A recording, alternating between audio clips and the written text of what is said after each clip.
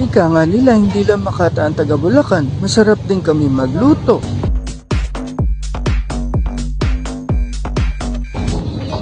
At ito na nga, sadyang dinayo namin ang Bulacan para matikman ang pinagmamalaking Macho Chow Master.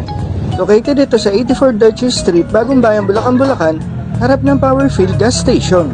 At habang naghihintay, nanonood muna ako ng konting paliyap sa kalan na may kasamang kwentuhan ng mga taga rito.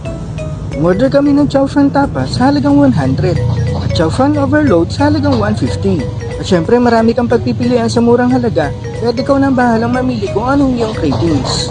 Kung nasubo mo pa lang, swak na swak sa panlasang Pinoy at yung soup nila may pagkatik at may pagkalasang smoke at masasabi mo na may pagkalutong probinsya.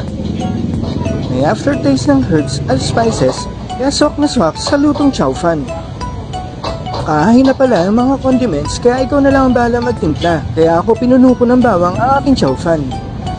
Napansin ko lang din na hindi nawawala ng pila at ng customers habang kami ay kumakain at walang patig sa pagluluto ng mga orders. Lulutuin pa nga pala bawat orders kaya isa-serve ito na mainit pa. At dahil nabitin ako sa Chow Fan, sinaupo na lang yung kay Kia. At umorder na rin kami ng regular lobby pasalubong para sa aming mami. Like, follow and share mga taga Bulacan para matikman na madami ang pinagmamalaki ng Bulacan.